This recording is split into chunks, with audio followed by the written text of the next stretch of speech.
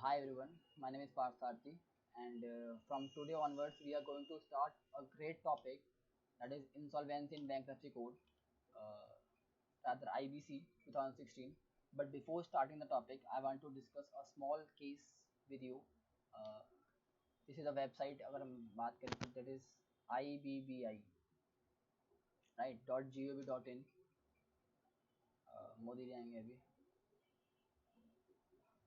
तो legal framework में नहीं, ऑर्डर्स में अगर हम जाते हैं तो NCLT national company of travel में जाते हैं, और इसमें एक ऑर्डर आया था एनसीएलटी का एक केस को लेकर, जो कि जेट एयरवेज का केस था। सबको पता है कि जेट एयरवेज जो है उसकी इंसॉल्वेंसी प्रोसीडिंग चालू हो चुकी है। उसका मतलब ये है कि वो अपने ड्यूज जो थी वो टाइमली उसने पेमेंट नहीं करी, तो उसके जो क्रेडिटर्स थे उसने इस पर केस डाल दिया कि हमारी टाइमली पेमेंट नहीं होती है, तो हो रही है अब तक, तो प्लीज़ हमारी टाइमली पेमेंट कराओ। रादर मैं ये कहूँ कि अगर इंसॉल्वेंसी आईबीसी में केस गया है तो वो ये नहीं कहते कि हमारी टाइमली पेमेंट नहीं हुई है तो हमारी टाइमली पेमेंट कराओ, वो ये कहते हैं कि हमारी टाइमली पेमेंट नहीं हुई है, आप ये कंपनी बंद करो, इसको इंसॉल्वेंट घोषित करो, और हमारा हमारा जितना पैसा जो बनता है वो हमें वापस दो।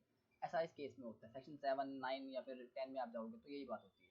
ठीक है, यहाँ बात हो रही है सेक्शन 60 सब सेक्शन 5 की। यहाँ देखें अगर हम इसमें क्या होता है, इस सेक्शन के अकॉर्डिंग ये है कि आईबीसी में एक पावर दे रखी है, इसकी एडजुडिकेटिंग अथॉरिटी। इसकी एडजुडिकेटिंग अथॉरिटी कौन सी है? NCLT national company tribunal. उसको ये पावर दे रखी है कि जब अगर आईबीसी में कोई किसी कंपनी की प्रोसीडिंग्स चालू हो जाती है तो उसके जितने भी गिरवी या फिर जो भी इसकी एसेट है, जो भी प्रॉपर्टी है, जहां भी जैसे भी गिरवी है, वो सारी प्रॉपर्टी पर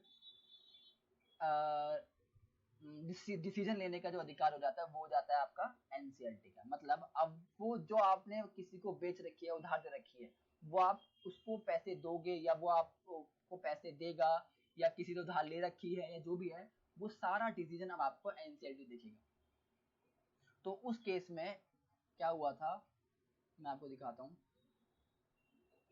ये ऑर्डर है, बहुत डाउनलोड भी पड़ा है, जो एनसीएलटी का ऑर्डर था।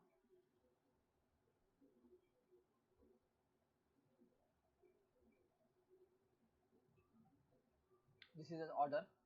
इस ऑर्डर में क्या बोला था कि जो प्रॉपर्टी गिरवी है, ये पहली बात तो ये mister Ashish Chhawchharia, he is the resolution professional, जो कि एनसीएल जो भी क्रेडिटर्स ने अपॉइंट किया था कि भाई हमारी तरफ से जो भी प्लान जो भी चलाएगा वो ये चलाएगा।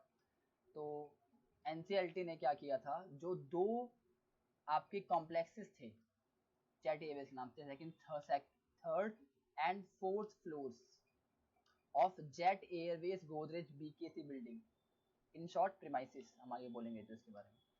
तो बीकेसी इज बैंड्रा कूलर। तो थर्ड और फोर्थ फ्लोर जो कि एचडीएफसी के 4,000 करोड़ के उधार के बदले उन्होंने रख रखे थे, वो अब बिकेंगे। ठीक है, और उसका जो भी पैसा मिलेगा उनको बेचने के बाद, जो भी पैसा मिलेगा वो आपका दो लोगों में बटेगा। पहला यूएस एक्सिम, जिसके पास ऑलरेडी जेट एयरवेज के 6 एयरक्राफ्ट हैं, और दूसरा एचडीएफसी खुद।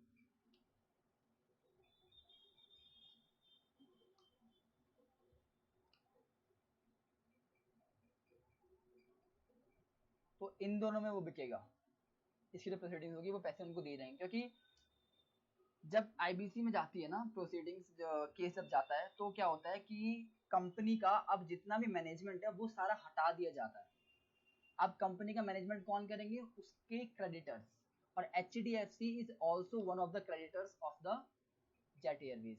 HDFC and US Exim both are the creditors of the Jet Airways, जिनको अपने अपने पैसे निकालने हैं उससे। तो मीटिंग होती है क्रेडिटर्स की, जिसे हम कहते हैं कमेटी ऑफ क्रेडिटर्स। मीटिंग होती है और उसमें डिसाइड करते हैं कि अब क्या करें भाई, इसके जो पैसे तो हमें सबको चाहिए, हमें सब कुछ पैसे चाहिए, अब कैसे कैसे करें। तो उस केस में किसी ने सजेस्ट किया होगा कि इसका जो सेकंड, जो ये ऐसे ऐसे करके जो फ्लोज गिरवी पड़े हैं इनको बेचो, को बेचो और जो भी पैसे मिलते हैं वो HDFC और यूएस एक्सिम आपस में बांट लो। यूएस एक्सिम को इसलिए दे रहे हैं क्योंकि उसके बाद 6 एयरक्राफ्ट गिरवी पड़े हैं, ये छोड़ दे। तो बोला कि आपको वैसे ही कुछ मिल नहीं रहा है इससे, आप ये जो 2 फ्लोर्स बेच रहे हैं हम लोग, ये बेच के आपको कुछ पैसा दे रहे हैं, आप उसके 6 एयरक्राफ्ट छोड़ दो। इसमें यूएस एक्सिम का भी फायदा है। यूएस एक्सिम का ये फायदा है कि वो खुद तो बेच नहीं सकती, अब सारा अथॉरिटी किसके पास आ गई, सारी की सारी वो आ गई सारी एनसीएलटी के पास, तो खुद तो बेच नहीं सकती इस चीज को, बेचेगी एनसीएलटी बेचेगी। तो उनको ये बोल दिया कि आपको कुछ तो मिलेगा, कुछ कुछ तो रखो, अब कंपनी चलेगी, पैसे आएंगे तो आपको और मिलेंगे, आपके जितने पैसे ड्यूज बनते हैं। तो यूएस एक्सिम ने हाँ बोल दी। एचडीएफसी के पास ये 3rd और 4th फ्लोर थे, ये एचडीएफसी के पास गिरवी पड़े थे, इन्होंने भी, इसने भी हाँ बोल दी कि चलो ठीक है बेच दो, और दोनों पैसा खा लेते हैं, थोड़ा बहुत मतलब बांट लेते हैं आपस में। ओके, तो ये डिसाइड हुआ इसमें। तो 4000 करोड़ के ड्यूज में कुछ ड्यूज अब एचडीएफसी के क्लियर हुए और उसके 6 एयरक्राफ्ट इसमें छूट गए।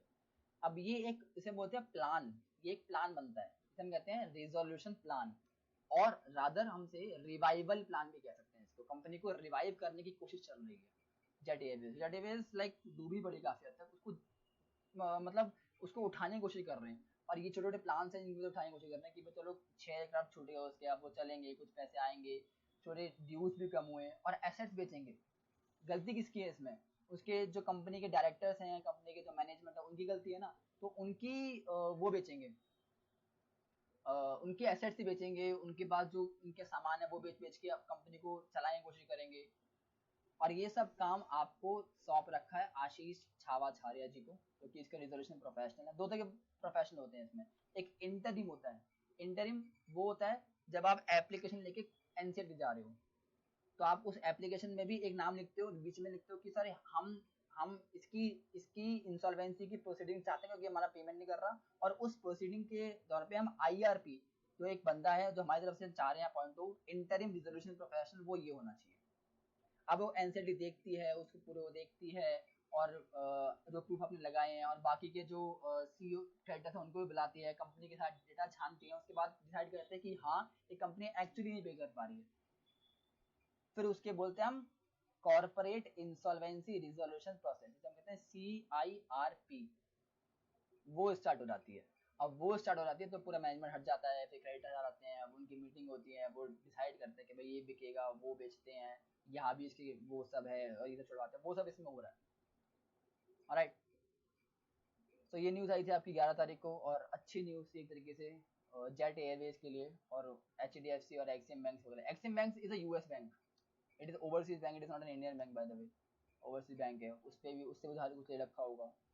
और just like it is just like Amrapali, Amrapali का भी काफी हद तक ऐसा ही है, उसमें भी जो जितने भी इसके डाटा वगैरह हैं, उन सबको एसेट्स को बेच बात से पैसे लिए जा रहा है। स्कैन विद कैम स्कैनर वैसे ही उसमें हो रहा है। और अब जेट एयरवेज में तो अगर आईबीसी में किसी कंपनी का चला गया केस, तो मतलब आप लगा लो कि अब इसका नेक्स्ट हियरिंग भी जल्दी होने वाली है। देखो ना आप, 24 अप्रैल मीटिंग कब हुई थी? 24 अप्रैल को, अभी मीटिंग हुई है, ज़्यादा टाइम नहीं हुआ है। और एफिडेविट का फाइल कर दिया इसने 1 जून को। तो इस एक्ट में, इस कोड में काम इतनी फास्ट होता है क्योंकि कोड में लिखा हुआ है कि आपको 180 दिन में आपके पास आया हुआ case CIRP, corporate insolvency resolution process, खत्म करना है 180 दिन में। और अगर एक्सटेंशन भी चाहिए तो हद से हद आपको 90 दिन की एक्सटेंशन मिलेगी, मतलब 270 दिन में आपको केस कंप्लीट करना है। ये आपको इस एक्ट में लिखा हुआ है, कोड में लिखा हुआ है। तो इस कोड में काम बहुत जल्दी होता है, और इसलिए थोड़ी मुझे खुशी होती है आम्रपाली होम बायर्स के लिए, क्योंकि इसमें अब केस चल रहा है उसका, और उनको लेटर और सुनो, उनको अब उनकी जो हक के मकान और घर हैं नोएडा ग्रेटर नोएडा में आपको भरी पड़ी हैं वहाँ सारे, उनको भी मिल जाएंगे, लग रहे हैं हम मिल जाएंगे जहाँ तक है। बाकी तो भाई एवरीथिंग इज अनसर्टेन, सर्टेनिटी तो किसी चीज़ की नहीं है। सो ये एक छोटी सी न्यूज़ थी, छोटा सा इंट्रोडक्शन था एक इस एक्ट का। राइट, आपको एक्ट, और आपका जो एक्ट है वो है यहाँ पे, मैं अपना एक्ट बोल रहा हूँ, इसको हमें ज़्यादातर कोड बोलना चाहिए। हालांकि आईबीबीआई खुद एक्ट बोल रहा है, बट हमें कोड बोलना चाहिए, क्योंकि एक्ट और कोड में फर्क होता है। ये आपका ये है कोड, हम लोगों को पता है तो थोड़ा बहुत हम बात कर सकते हैं इस बारे में, वरना तो ज़्यादा लोगों को पता भी नहीं है इसके बारे में सच कि भाई इसमें क्या प्रोविजंस हैं, अगर कोई फंस जाए तो कैसे निकालना है, किस तरह क्या करना है, वो हम वर्ड टू वर्ड एनालिसिस में देख लेंगे, समझेंगे बात को। तो डाउनलोड भी कर रहा हूँ इसको already, and this is your code.